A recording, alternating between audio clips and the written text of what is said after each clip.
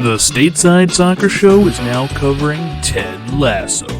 If that's a joke, I love it. If not, I cannot wait to unpack that with you. That's no joke. The Stateside Soccer Show now presents Believe Cast. We aren't talking about faith or ghosts. Do you believe in ghosts, Ted? I do. But more importantly, I think they need to believe in themselves. We are talking Ted Lasso episode recaps. So sit back, get ready for us to discuss all the tea. You know, I always figured that tea was just going to taste like hot brown water. And you know what? I was right. Yeah, it's horrible.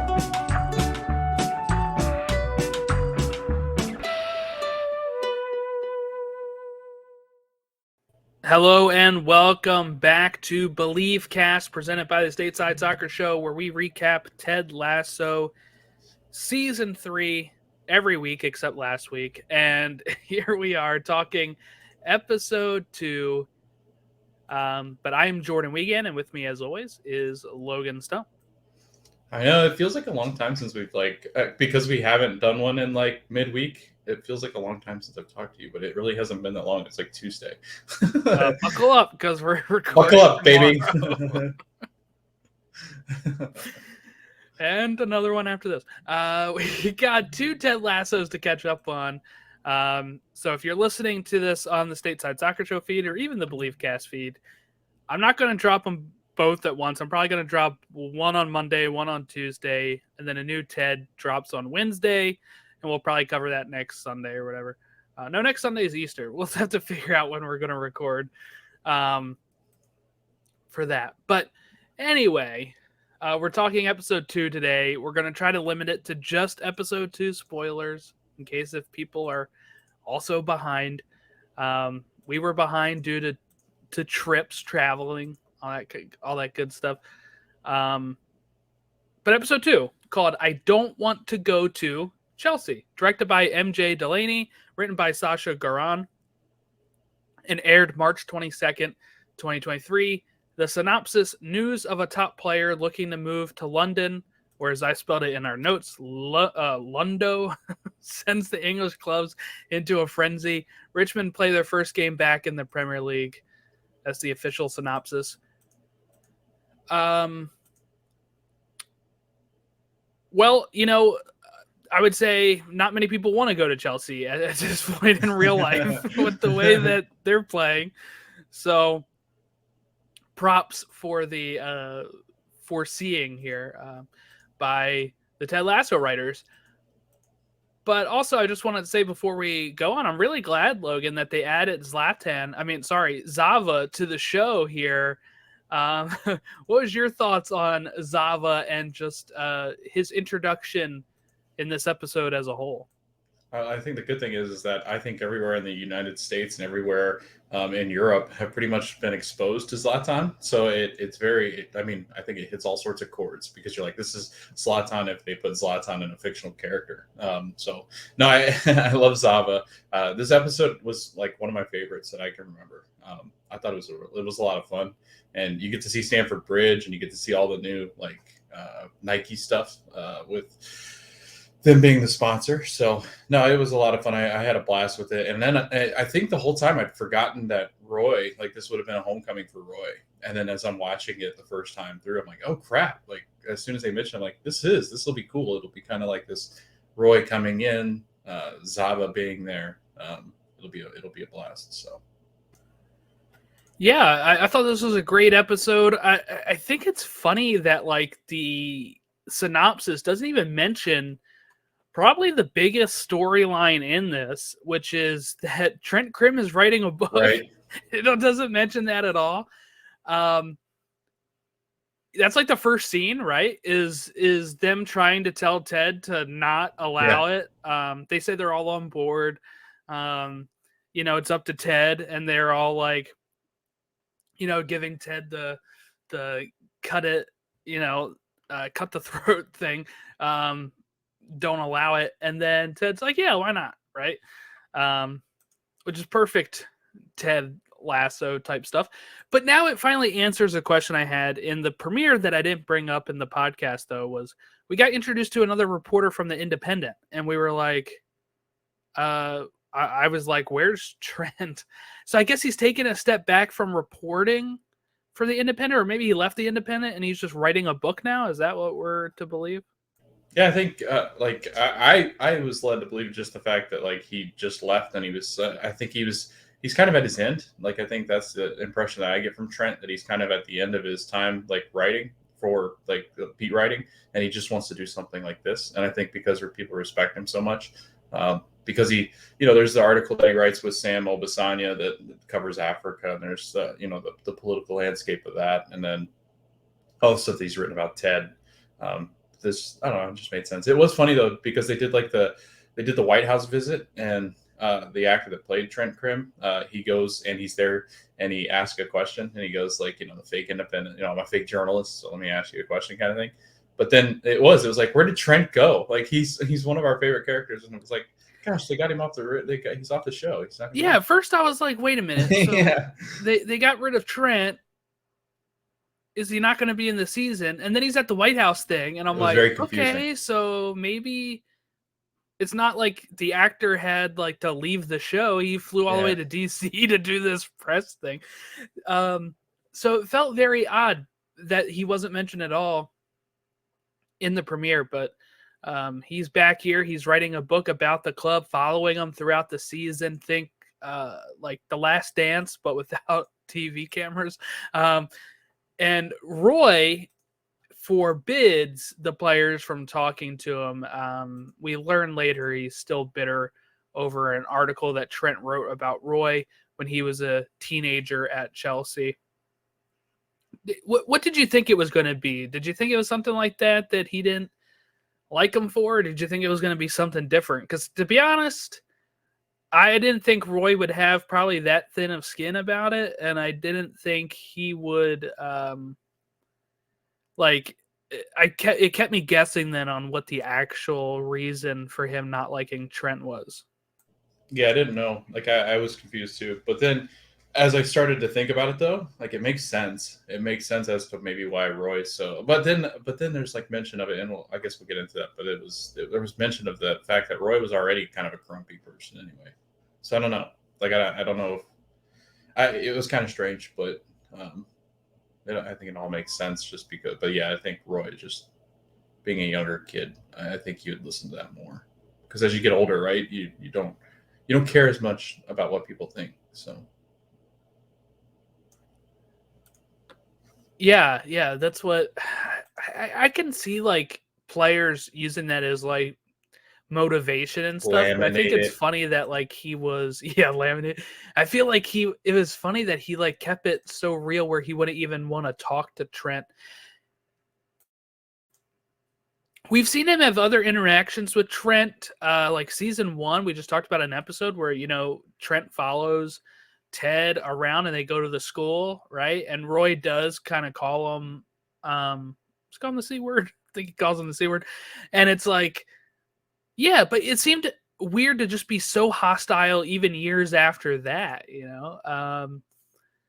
because it didn't seem like he was harboring it that much then. But maybe, especially now that he's coaching and not a player, it just felt weird that Roy would have it, out for him this much. But it caused so much tension, right? It caused so much tension throughout the episode where players didn't feel comfortable to even, obviously talk in front of him because one of their coaches is forbidding it. And you have Jamie about to give a tip at halftime, and because Trent walks in, he has to shut it down. And, Ted says, hey, if you don't squash this with Trent, you're going to ruin a lot more than, what does he say? You're going to ruin a lot more than like the career or the book or something, right? And it's like, what else did he think he was going to ruin? Was it just like the players, you think? Because the players were playing, like, obviously they get the draw after the half, right? So there's a plus there. Maybe they felt a little looser now that they were able to talk in front of Trent. But I just thought it was interesting how Ted said it's like going to be a lot more than just this like book that you ruin, right? So I saw some people speculating online, like, what did Ted mean with that? I mean, I think one, I mean, the whole AFC Richmond thing, it's so built on culture and fit. Like Ted doesn't want people in the squad that's not going to be a fit, and they talk about this with Zava when, and it's something that I think happens in the next. I want to say it's in the next episode where they're talking about it, but in more depth. But they really just, I mean, I think with Ted, it's just a big concern of like everybody needs to fit into the squad. It's why Jamie Tartt. He was very hesitant about letting Jamie back in, but then Ted started to go through that mental, the mental struggle that he had, and it was like he would just shunned everything out of his life and everything he believed in, and then let Jamie in, no matter how Sam Obasanya felt about Jamie. So I think that's what Ted meant, is just the fact that like with Roy doing this, it could really throw off the chemistry in the locker room. So that's all. I don't think there was much behind it. So that's kind of like the big storyline for Roy and for Trent and for Ted. Keely has a storyline where she is having problems with her PR firm. She hires her inexperienced model friend Shandy, which also frustrates the CFO, who we've gotten to know a bit here. But what are our thoughts on Shandy here? Because I feel like she's going to be a little bit of bad news. I don't know. I just get this feeling that, Keely wasn't super experienced at this stuff either when she started. She's still not. Now we have Shandy joining, who's also not very experienced with this stuff. We have a CFO who's reporting to the bank and is not very happy with probably the way things are being run. I'm not seeing a good future for Keely's PR firm.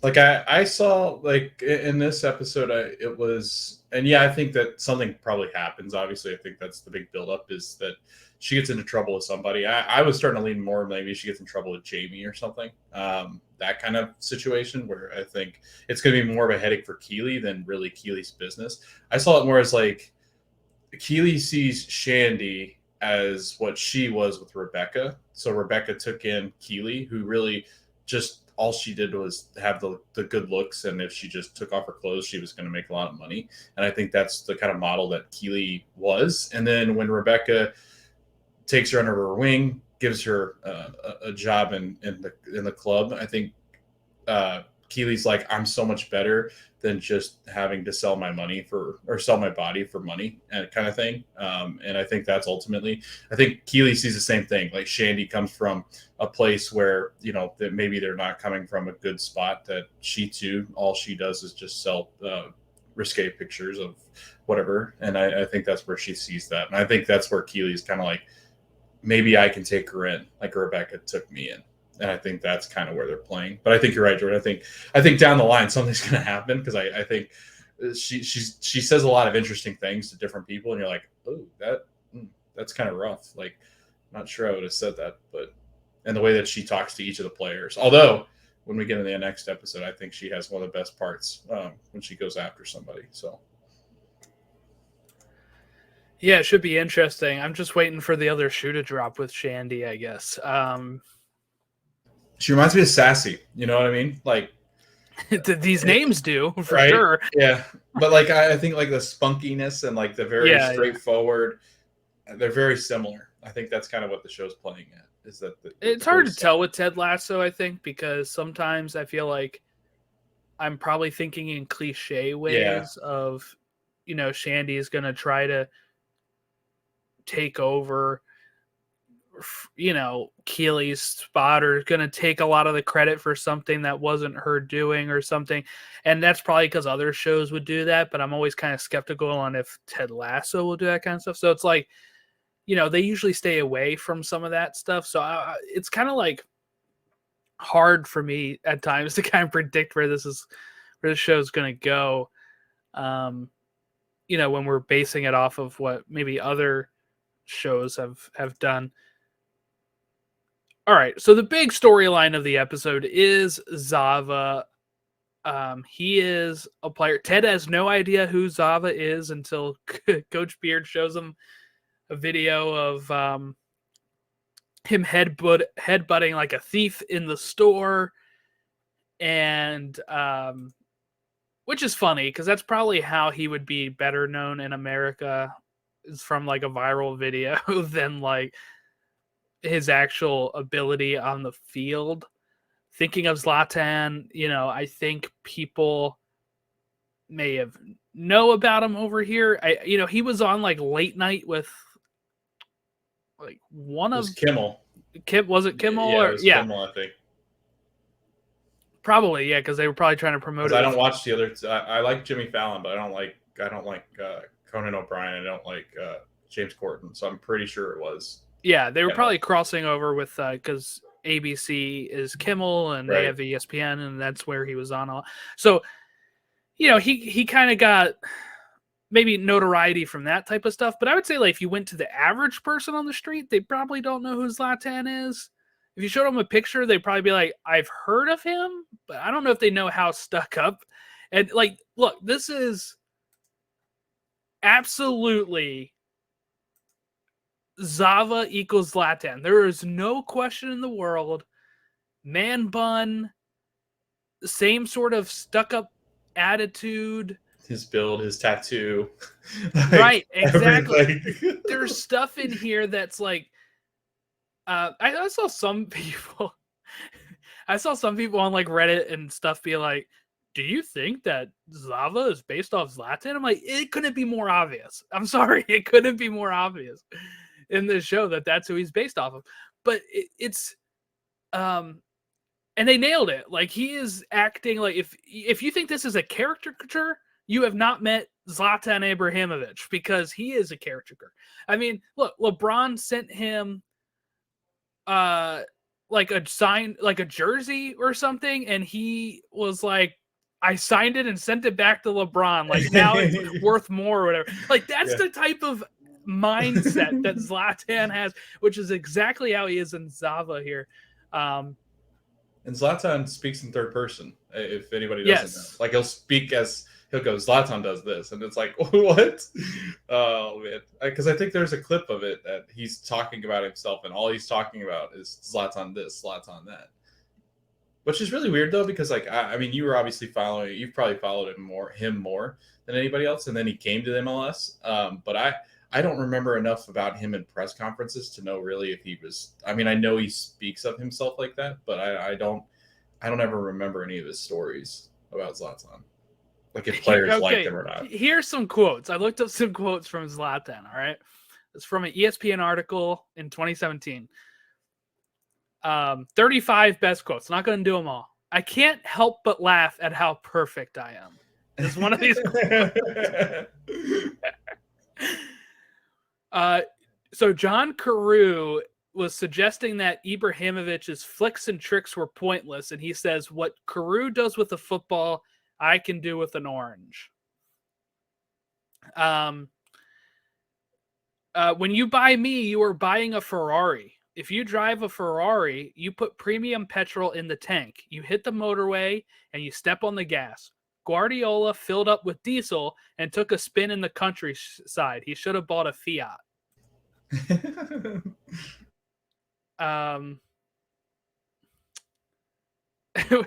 Somebody asked him, I guess, what he got his girlfriend as an engagement gift. He said, what do you mean present? She got Zlatan. I mean, like, this is the type of guy we're talking about here.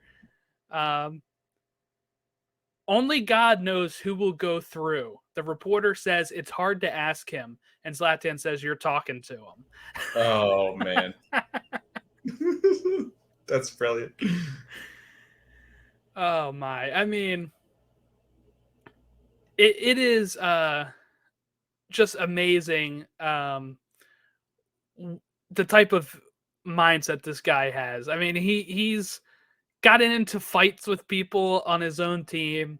I would say maybe Zava in the show is a little bit more chill than Zlatan is in real life. Yes. But, you know, it's that type of attitude that he has, the third person talking to stuff. Just, you know, that's who he is. And scoring amazing goals. We'll talk about that next episode for sure. But in real life, Zlatan scored a lot of great goals. So this is all very interesting on how they're portraying this. But here's the thing, and here's why people put up with it, right? Is because it works, right? I mean, Zlatan has gone so many places and has won so many trophies. He's been a part of teams like Malmo in Sweden, Ajax in the Eredivisie, Juventus, Inter Milan, Barcelona, AC Milan, PSG, Manchester United, LA Galaxy, where he scored 52 goals in 56 games, by the way, AC Milan. And when we're looking at what he's won, when you're looking at like trophies and stuff, he's won like 2 league titles in Netherlands, 2 league titles in Serie A with Juve, 3 with Inter Milan, 2 with AC Milan. He won a Europa League with Manchester United, EFL Cup with Manchester United. PSG, he won the league 4 times. He's won a cup in France twice. He won another cup in France 3 times. Like Barcelona, he won the Club World Cup, the UEFA Super Cup, La Liga. Just constant winning everywhere he goes, which is why people, put up with it. And that's kind of what Rebecca and other people are asking in the show, right? Why do you put up with somebody like this? And it's because he wins. And people, look at the admiration each of these players have when they're linked to Zava. There's no real shot of Richmond getting Zava, right? But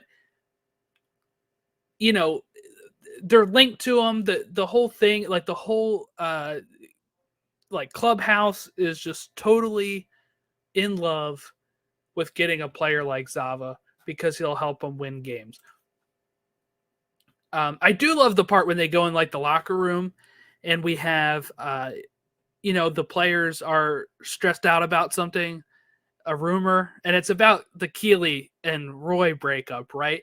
And Ted comes out and he's like, "What is this about us getting Zava?" And everybody's like, "Wait, what? We're getting Zava?" And he's like, "Well, we're like, linked to Zava." And then people figure out it's about Roy and Keeley, and then Ted passes out because of that. And it's just that whole scene was really great.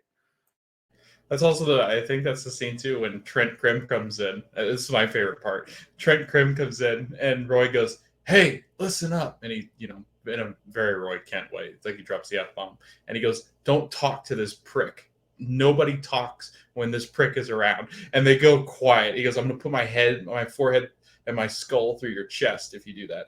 And then my favorite part of this is they obviously didn't catch this in editing, or they did, and they because they do play off of it later, which I thought was interesting.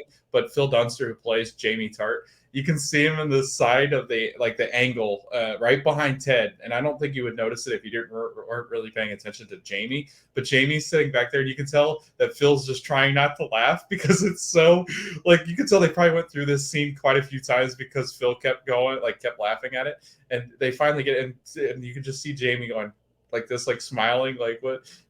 And he storms off and slams the door, and everybody kind of looks at Trent like, "Oh crap!" And that's when Dani Rojas, my favorite part, he goes, "F off, Trent Krim." Yes, yeah, I love when Dani joins in on it.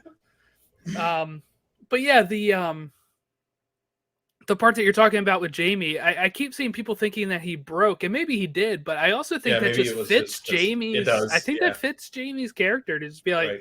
Look at how upset Roy is about this, because they still don't get super along, right? Yeah. I mean, they get along, but they're not So it's funny though, because I when I watched it and noticed it, I just thought it was Jamie laughing, but but it is alluded to. It's a small part in the next episode, because there's a part in the next episode where Jamie just goes, "Isn't it funny?" whenever Roy yells at somebody else. Yes. So that's where I was like, okay, that makes more sense now. Maybe they did catch it in editing and they just put that in as a line, because it's not really a line that was needed, and I thought it was pretty funny just because Jamie. It does I've done that where I've had a teammate get mad and they're not. Typically, they're not speaking literally. They're speaking more figuratively, but you kind of laugh at them because you're like, "That's pretty funny. Why are you yelling like that?"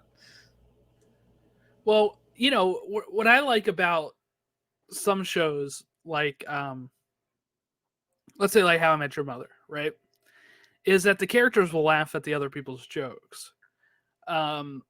Which is a little different than like Friends, right? Friends, like Chandler is making all these jokes, but like nobody ever laughs, but they always talk about how he's funny. And I'm like, but you never laugh at Chandler's jokes. But in like How I Met Your Mother, like Marshall will say something funny or Barney will say something funny, and you'll see like the rest of the group laugh at the table.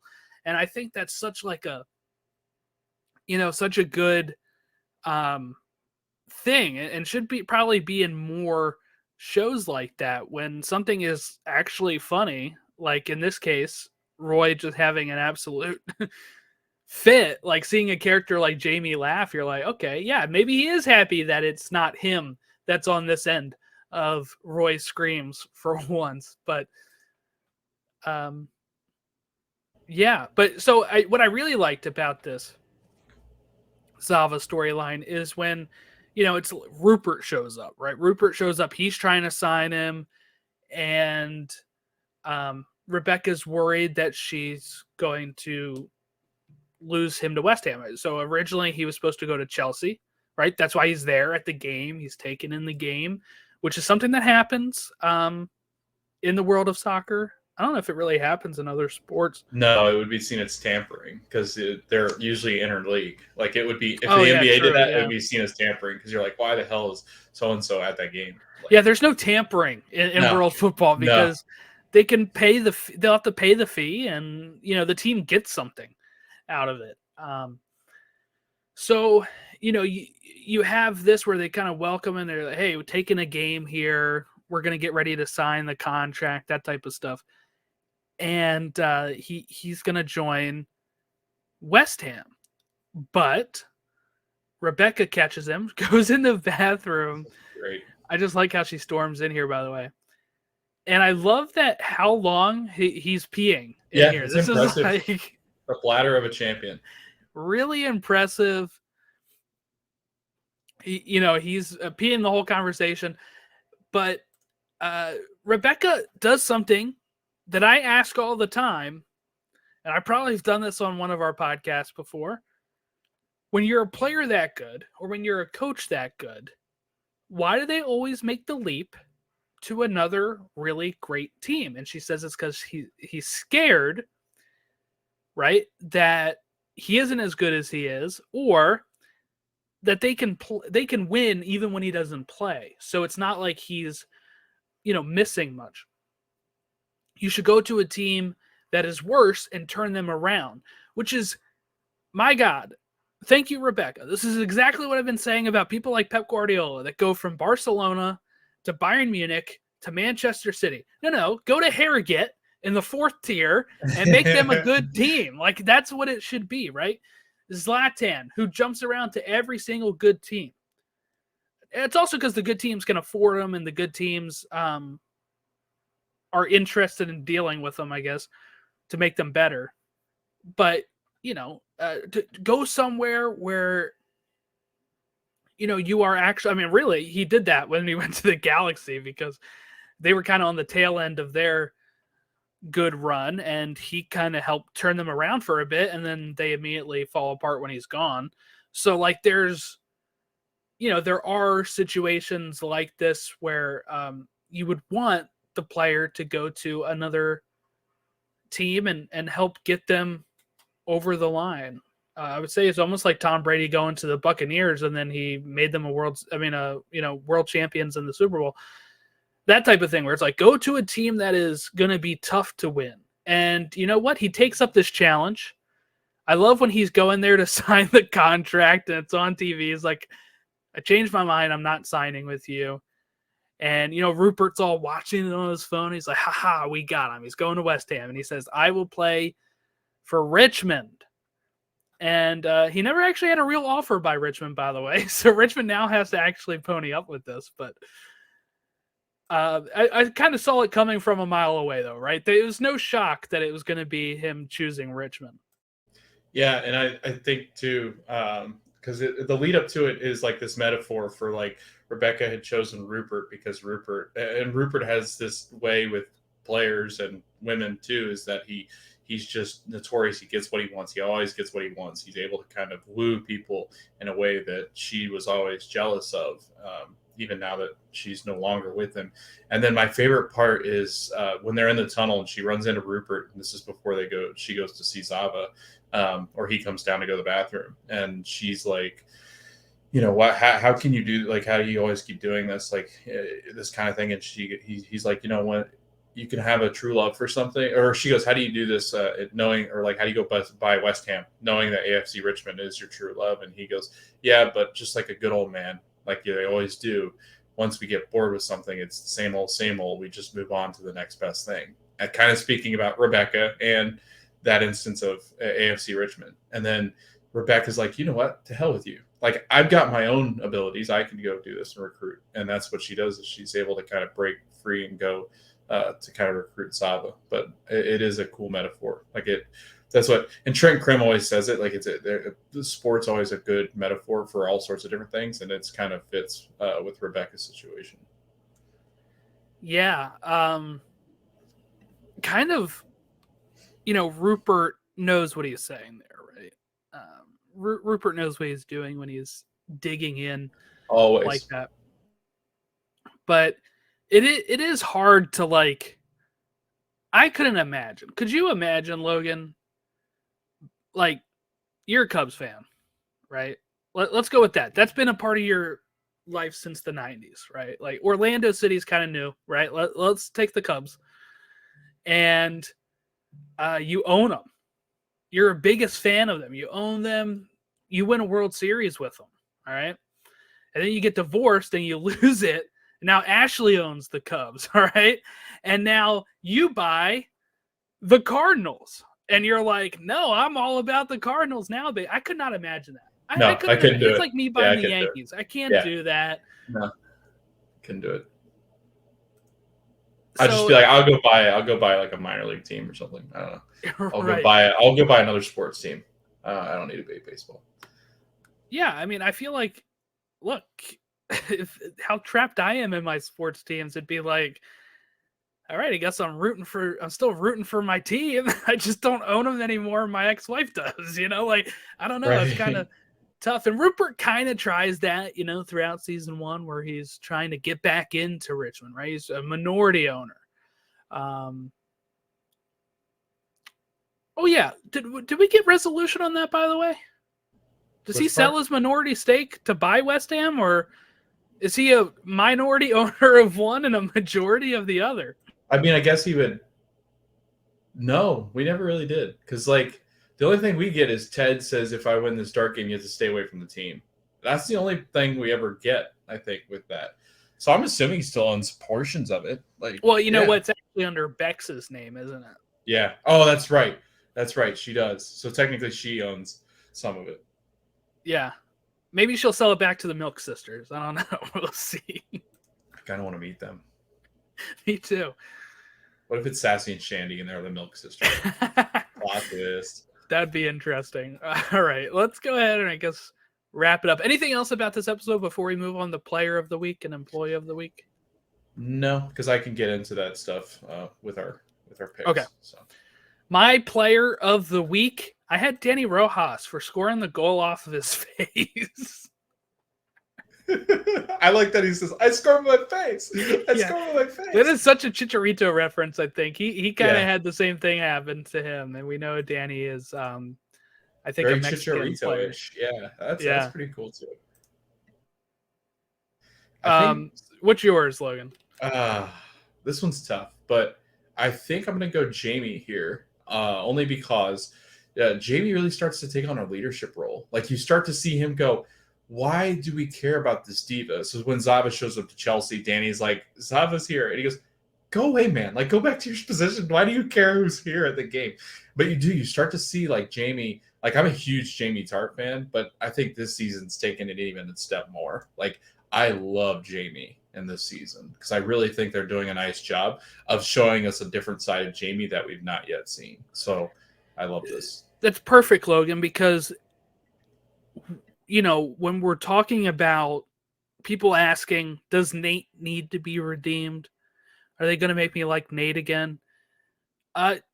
People felt a lot of the same way probably about Jamie in season 1. Jamie was an absolute dick in season 1 of this show. And I thought I would never be able to like Jamie Tartt. And here we are, season 3, and he's great, right? Like, he is going through this journey. So my point being is that they can make you turn around on any character at any time.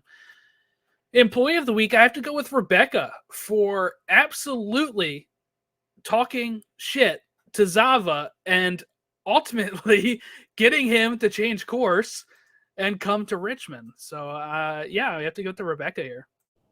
Yeah, I would go honorable mention Trent Krim because now he is an employee. But I'm going to stick with Roy on this one because there's an instance at the end where he's talking about, because Ted asked him, how it felt to be finally back at Stamford Bridge at Chelsea, in front of that crowd because he hadn't been there since. And he said, that last season that I played, I was awful. And he turns kind of to Trent and goes, I was awful, right? After they have kind of squashed the bug a little bit. And Trent's like, look, I don't know what you want me to say. You just yelled at me. Right. Because Roy and Trent have this moment where they make up finally in this episode where Roy says, at the age of 17, you wrote this damning